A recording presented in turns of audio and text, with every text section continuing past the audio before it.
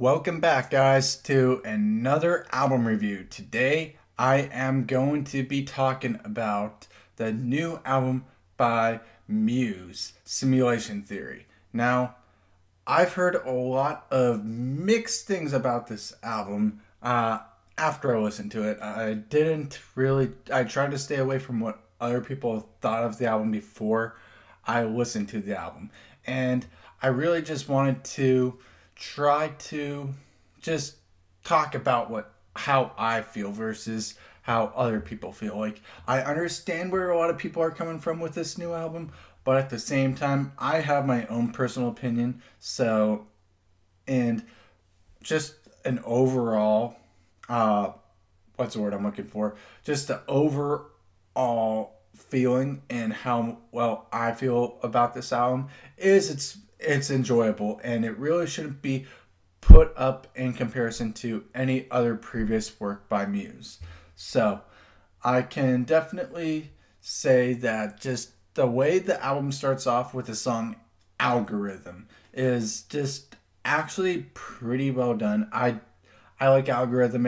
Starts off with a nice, yeah, it's very basic beat, very a little basic instrumentally, but I like that beat and it works. And I feel like they just executed that very well. And when Matt Bellamy's voice does come into play within the song, and just just a general theme throughout the album. Like, you get that general theme start off right with the algorithm, and throughout the album, it's just very and it's a in many ways it's very earwormy, which is good and can be bad.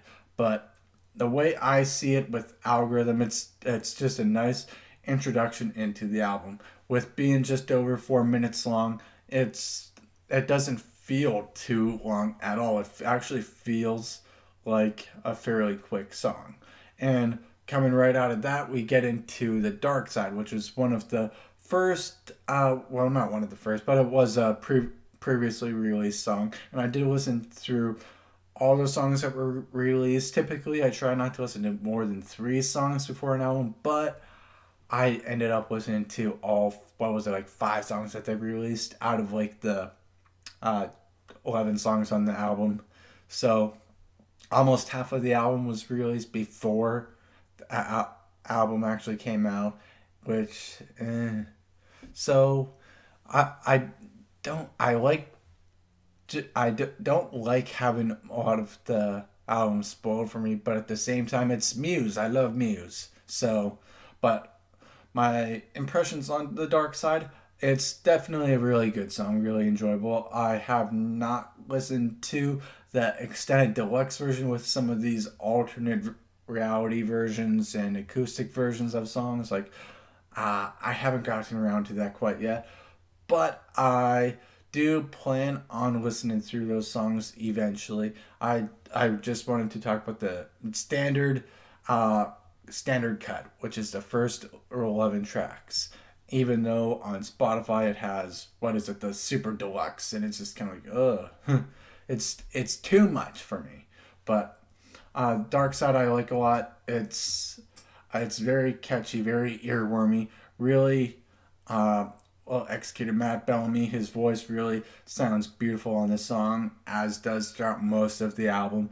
And there's just something about this song that's just very good and very well done. It was very well executed, and I love this song, and I loved it. Well, I wasn't an instant love. Like, at first when I heard it, it took me a few listens to really get into it. But the more I listen to it when I'm on my way to work or something like that, I catch myself jamming along and just like, yes, I just love this song now. And the next song on the track list, Pressure, definitely my favorite song on the album. It has so much like influence from, even from like, what's the album, Black Holes and Revelations. It almost sounds and reminiscent of that style of, what was it, Supermassive Black Hole from that album. And I love that song, and Pressure I think was just executed very well, and I love Matt Bellamy with his with that hook and that main chorus.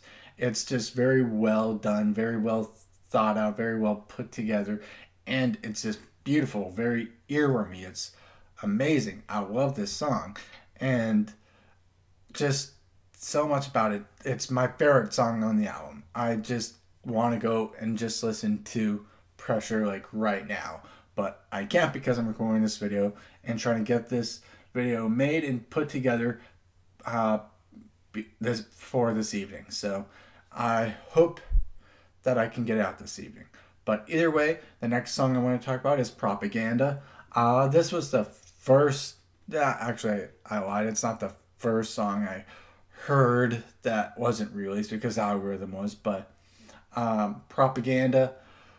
My first listen through, I wasn't sure how I felt about it. With what was it? Almost like a robotic like hook with it saying propaganda like that and everything.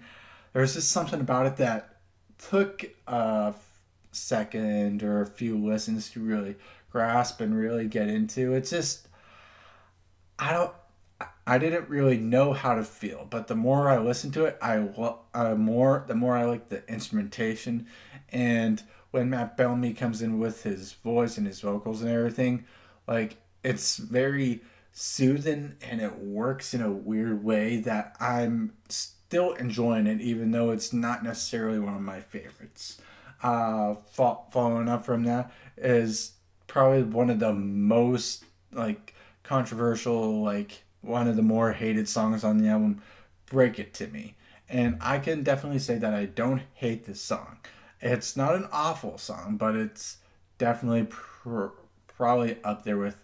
It probably is my not probably it is my least favorite song on the album. It, but I don't think it's as awful as a lot of other people may have said. But it's definitely a song that's very, what's the word I'm looking for? It's just not all that good at the same time. Like instrumentally is very experimental. Almost sounds very, I don't want to say poppy, but at the same time I do. Uh it's just very unique, and I'm not really sure how I feel about the song completely still, but at the same time there's elements about it that I understand and I still enjoy, and it still fits in with that general theme throughout the album. Just the fact that it's supposed to be a very 80s, very sci-fi element on the album, which I think this song, like I said, works well with the theme and it fits well. And Matt Bellamy is okay on this song, but definitely my least favorite song. But doesn't drag down the enjoyment of the album for me all that much.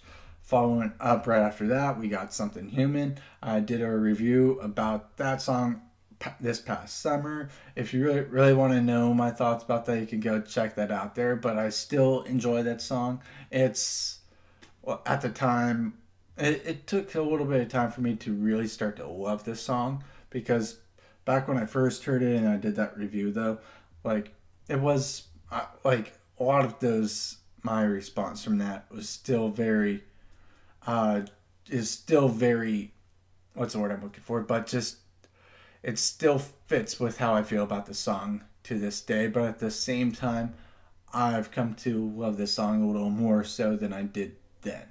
And following up after that, we have Thought Contagion, which was the first known single from the album, because Dig Down, when that song was released, we weren't sure if that was going to be on the album at first or not, which I think it was said to be added and confirmed to be on the album later, not earlier. But either way, Thought Contagion is a very basic, simplistic Muse type of song. Like Muse in general don't typically have the most the best like written lyrics.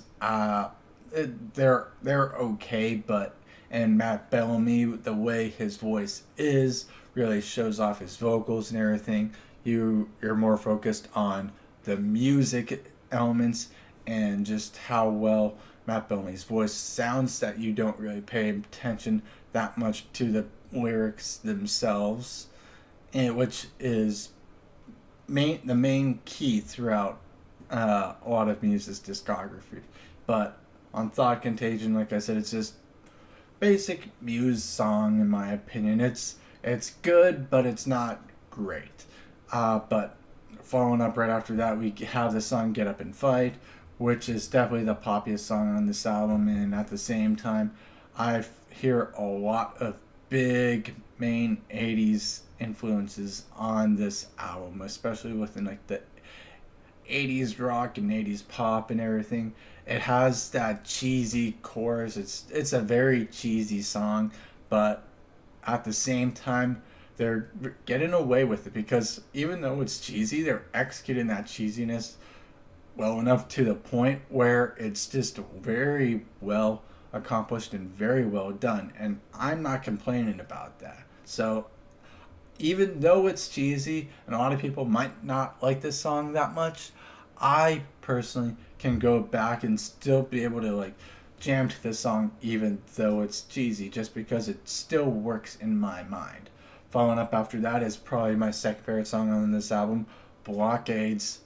Oh my word, this song when I first heard it, I was like, ooh, but it's very reminiscent of like Origin of Symmetry mixed with maybe like Absolution mixed with a little bit of like uh, the Resistance and all that album. Just it has so many elements from the Muse that a lot of people really love it and like and everything. So like if you're gonna love anything on this album, if you're very skeptical about it because of what you've heard, uh, I definitely suggest that you check out more of specific songs like Blockades, Dark Side, Pressure. Those are like the big three that I would suggest to like any like just average basic Muse fan or whatever that's very skeptical about this album.